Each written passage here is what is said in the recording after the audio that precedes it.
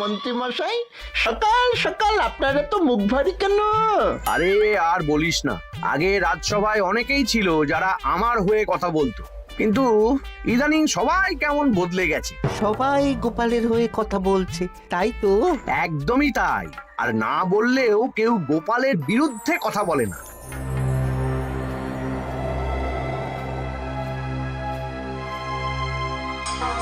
কি মন্ত্রী মশাই, আজকাল তো আমার কথা আর মনেই পড়ে না, ভুলে গেছেন নাকি? আরে না না ভগবান, তুমি হলে আমার তুরুপের তাস। ঠিক সময়ে ঠিক সুযোগ এলে তোমাকেই ডাকবো। একটু দেখবেন। হ্যাঁ, আরে নিশ্চয়ই নিশ্চয়ই। এই চলি রে, আবার রাজসভায় যেতে হবে।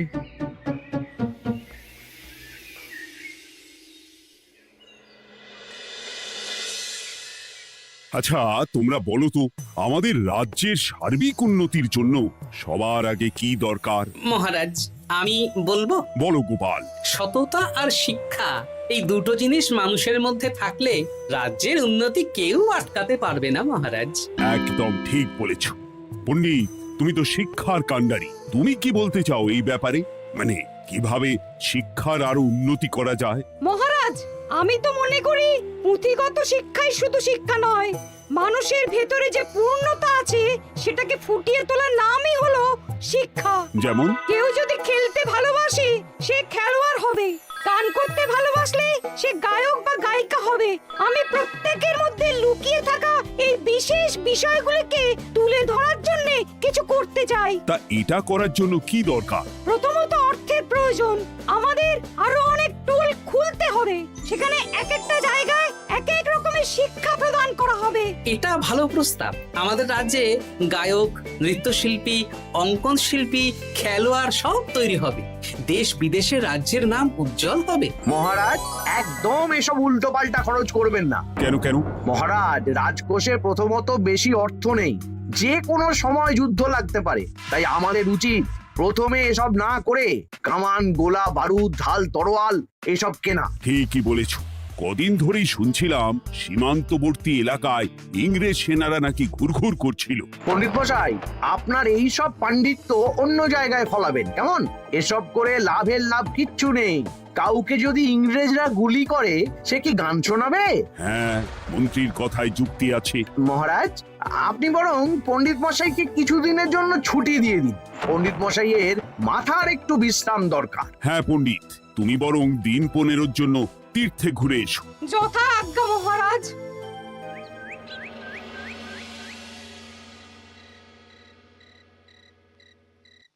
শোনো ভগবান, সকালেই তুমি কাজের কথা বলছিলে, আমি এমন ছক কষেছি কালকে থেকেই তোমার জন্য একটা ভালো বেতনের কাজ জোগাড় করে দেব।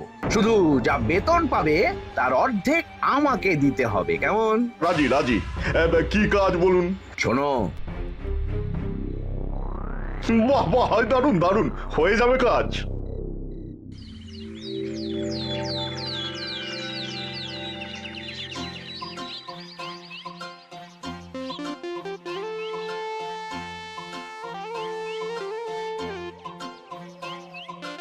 এই সকাল সকাল রাস্তায় ঘুরঘুর করছিস কেন? হ্যাঁ, পড়াশুনো কি শিখেই তুলে দিয়েছিস? পণ্ডিত মশাই তীর্থে গেছেন, এখন আমাদের ছুটি।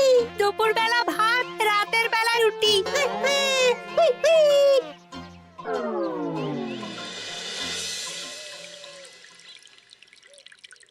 মহারাজ, গতকাল পণ্ডিতকে ছুটি দিলেন আর আজ পাঠশালার সব ছাত্রছাত্রী সকাল থেকে ঘুরঘুর করছে। এ কি, তাহলে তো মুশকিল।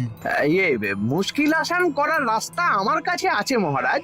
আমার সন্ধানে এমন একজন পণ্ডিত আছেন যিনি বহু ভাষাবিদ, অনেক পাণ্ডিত্য, দেশ বিদেশে শিক্ষাদান করেছেন। কিন্তু তাকে আমরা পাবো কোথায়?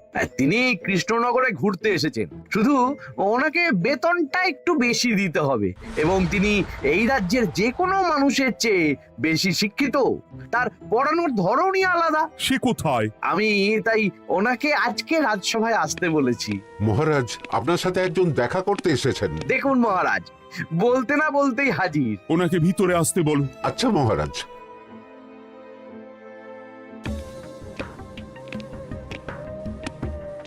প্রণাম কৃষ্ণচন্দ্র, আমাকে আপনার মন্ত্রী ডেকেছেন, তাই এলাম।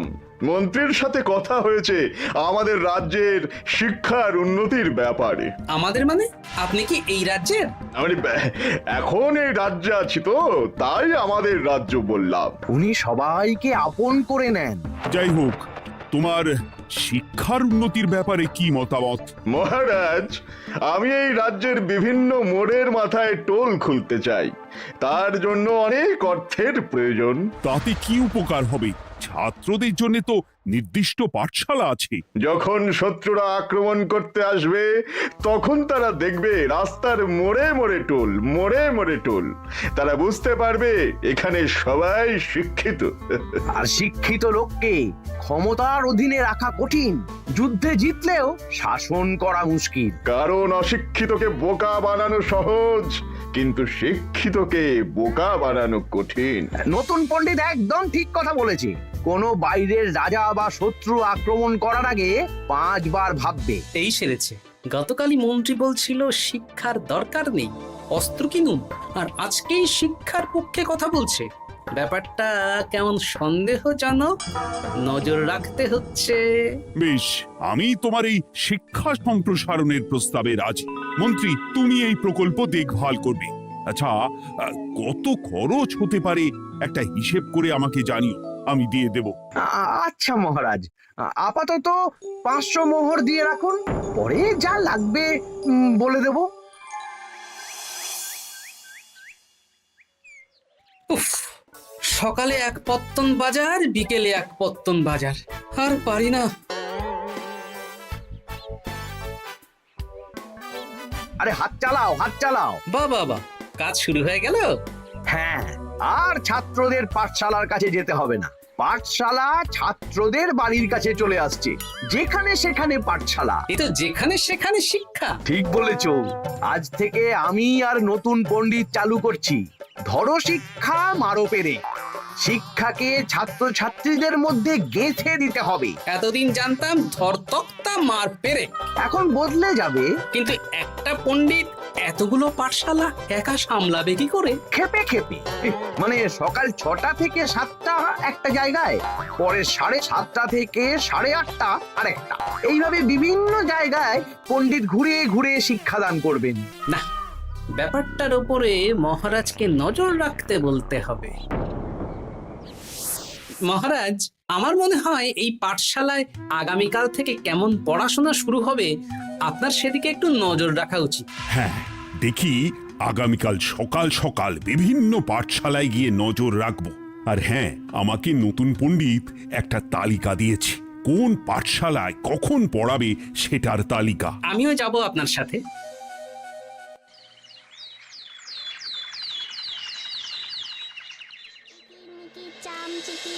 কাটা মজুমদার ধে এলো দামোদর, দামোদরের হাঁড়ি কুড়ি, দুয়ারে বসে চাল কুড়ি। দেখি কুটি, তোরা এই কিরমিকির খেলছিস? নতুন পণ্ডিত কোথায়? উনি তো এই মাত্র দক্ষিণের পাঠশালায় গেলেন।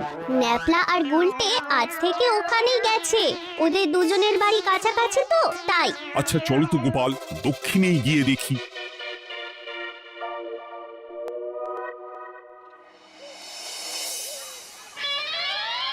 দেখি, এখানেও তো নতুন পণ্ডিত নেই। নতুন পণ্ডিত মশাই আমাদের একের নামটা মুখস্থ করতে দিয়ে চলে গেলেন। একের নামটা? এসব কি হচ্ছে? শিক্ষার নামে অর্থের জলাঞ্জলি মহারাজ। না, আজই রাজসভায় এর বিচার হবে। মন্ত্রী, আমি যা দেখলাম তাতে শিক্ষা তো কদিন পরে লাটে উঠবে। আমার এক ভাগ্নি তো আজ পাঠশালায় গিয়ে লুকোচুরি খেলেছে। নামমাত্র পড়াশোনা আর বাকি সময় খেলা, এভাবেই বয়ে গেল বেলা। মন্ত্রী, এই তোমার নতুন পণ্ডিতের দৌড়। মহারাজ, একজনের পক্ষে এতগুলো পাঠশালায় শিক্ষাদান তো সম্ভব নয়। তার জন্য তো আরো পণ্ডিতের প্রয়োজন, আর তার জন্য চাই আরো অর্থ। আবার অর্থ? শুধু মহারাজের অতিরিক্ত অর্থ খরচ হবে বলে আমি আগে এই প্রস্তাবটা রাখিনি। বেশ, তা আর পণ্ডিত কোথায় পাবে? আমাদের নতুন পণ্ডিতের কাছে অনেক পণ্ডিতের সন্ধান আছে।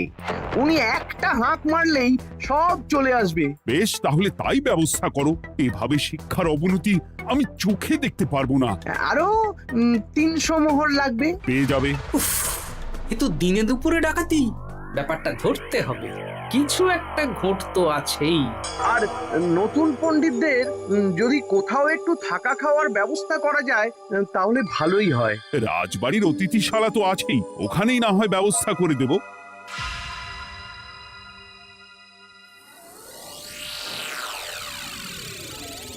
শোন বটা ঘটা আর কেলে পচা, তোদের এইবার এই ভগবানের মতন শিক্ষাদান করতে হবে। আরে আমি তো শিক্ষা বানানই জানি না। সে না জানলেও হবে, শুধু দাড়ি গোফ লাগিয়ে নকল পণ্ডিত সেজে কালকে থেকে পাঠশালায় যেতে হবে। কাকে কোথায় যেতে হবে সব আমি বুঝিয়ে দেব। আচ্ছা,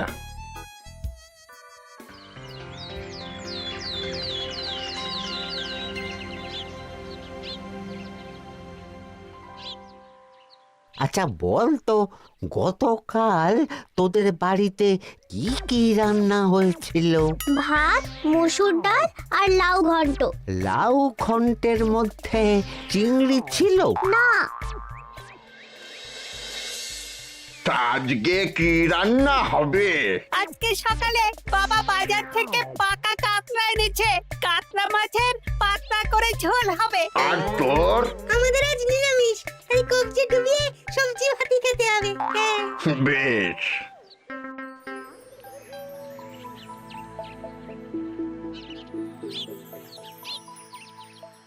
বল, আজকে তোরা কি কি শিখলি? আমি লাউ ঘন্ট। আমি সবজি ভাত। আমি কাতলা মাছ। কি বলছিস কি? আজকে তো পাঠশালায় এই সব আলোচনাই হয়েছে। এবারে ব্যাপারটা একেবারে সহ্য সীমার বাইরে চলে যাচ্ছে। দাদু, আমাদের আগের পণ্ডিত মশাই ভালো ছিলেন। উনি কোথায় চলে গেলেন? মন্ত্রী মশাই ছলে বলে কৌশলে ওনাকে তীর্থে পাঠিয়েছেন। না, এখন আমাকে মন্ত্রী মশাইয়ের উপরে নজর রাখতে হবে।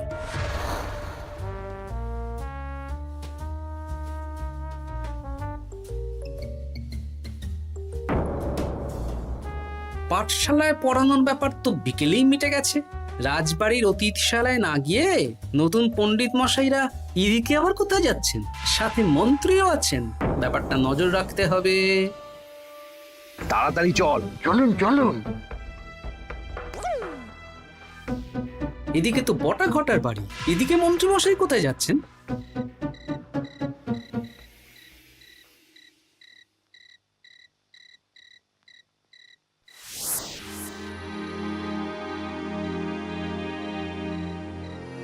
তারপর তোমরা সবাইকে কি শিক্ষা দিলে?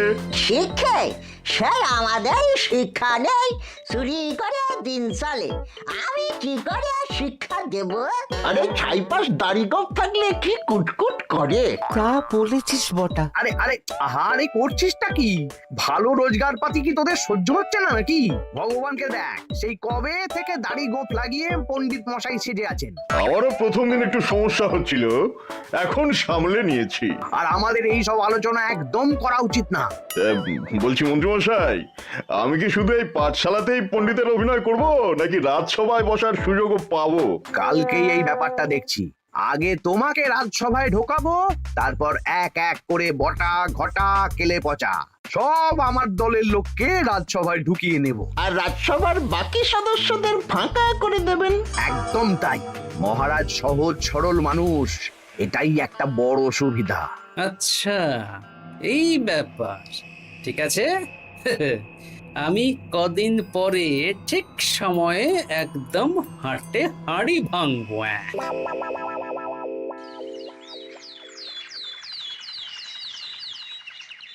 তাহলে মন্ত্রী, আর কোনো সমস্যা নেই তো? না না মহারাজ, এখন আর কোনো সমস্যা নেই। দেখবেন এই ধরশিক্ষা মারপের এক প্রকল্পের নাম চারিদিকে ছড়িয়ে পড়বে।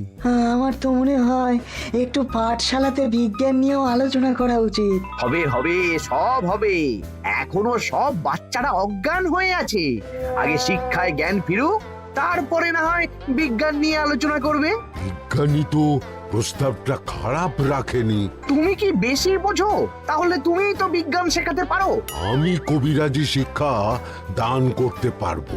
তোমার কবিরাজি শিখতে কেউ রাজি নয়, চুপ থাকো। আহ, দেখাই যাক না বাচ্চারা কেমন শিক্ষা লাভ করে। মহারাজ, বলছি কি, আমাদের পণ্ডিতের আসনটা তো ফাঁকাই পড়ে আছে। এখন যখন নতুন পণ্ডিত এসেই গেছেন, তাহলে ওই জায়গায় ওই তো বসতে পারে। কিন্তু পণ্ডিত তো তীর্থে গেছে, অবশ্য কদিন পরেই ফিরে আসবে। ও আসুক, তারপর না হয় আলোচনা করে একটা সিদ্ধান্ত নেব।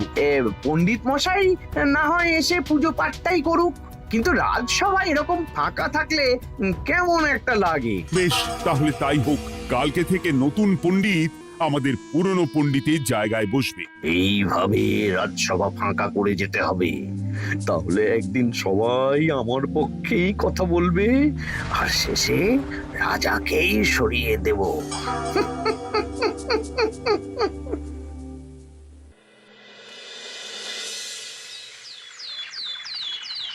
মহারাজ, সর্বনাশ হচ্ছে চারিদিকে।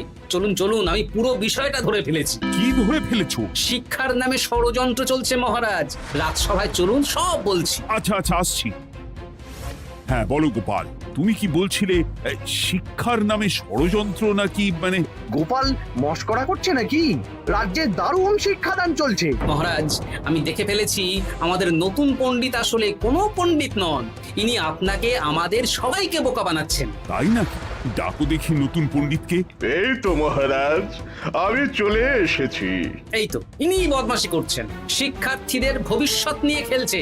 এই বল, আসল কথাটা বল। কি বলবো, এসব ভাড়ামো বন্ধ করো গোপাল। না বললে আমি কিন্তু ধুতি খুলে দেব। এই এই আরে কি হচ্ছেটা কি? এই এই এই এই সরো তো, সরো সরো। ব্রুম, ব্রুম, ব্রুম, কি হলো? কি হলো? বুম, ব্রুম, জব, ব্রুম। এই সেরেছে। গোপাল এসব কি বলছে? বলুন। ভুল বকছে কেন? ব্রুম, ব্রুম, গোপাল, তোমার কি হলো গো? কি বলছো তুমি? আমার কাছে বৈদ্য, তুমি একটু দেখো তো গোপাল ঠিক আছে তো?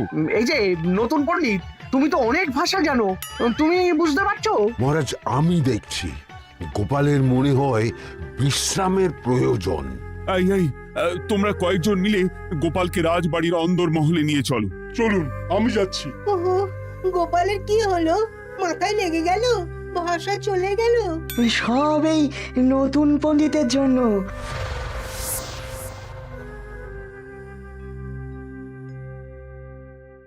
ভাল খাচ কাচ হায়ন মাস্কার কাচ।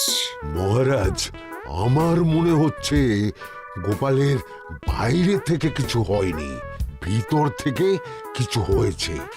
নারী স্পন্দন, হৃদস্পন্দন সব ঠিক আছে। আমার বড় যাব ভ্রম। কিন্তু গোপাল কি ভাষা বলছে বোঝা যাচ্ছে না।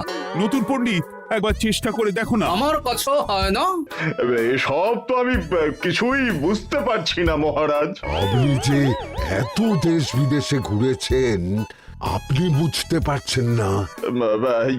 এ আমার এখতিয়ারের বাইরে। তোমার বাকি পণ্ডিতদের নিয়ে আসো তো, যারা পাঠশালায় পড়ায়। আমি বুঝতে পারছি না, বটা ঘটা কেলে পচা কি বুঝবে? আমার বড় যাব ভ্রম।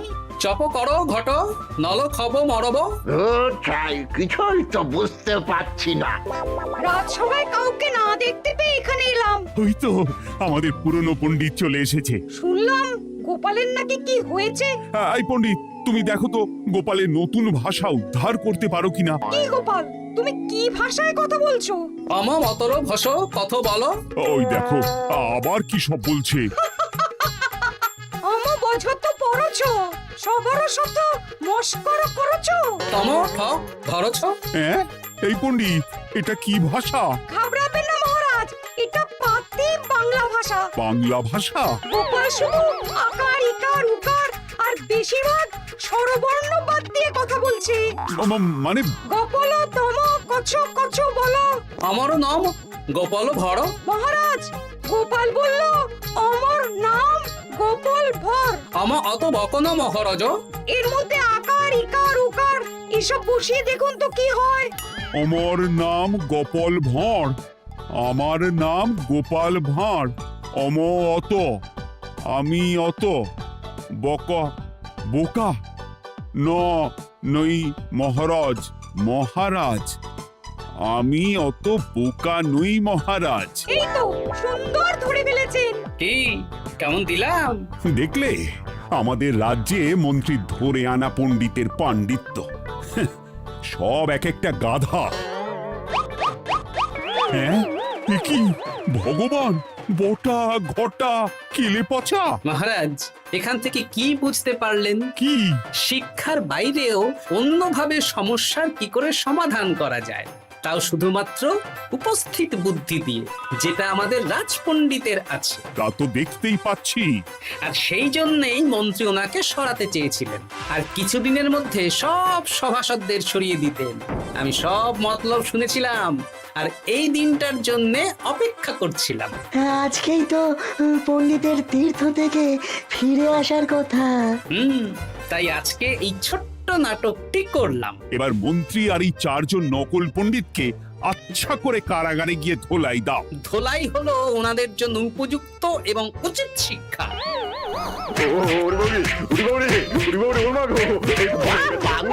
বাবা গো, ভুল হয়ে গেছে গো। আরে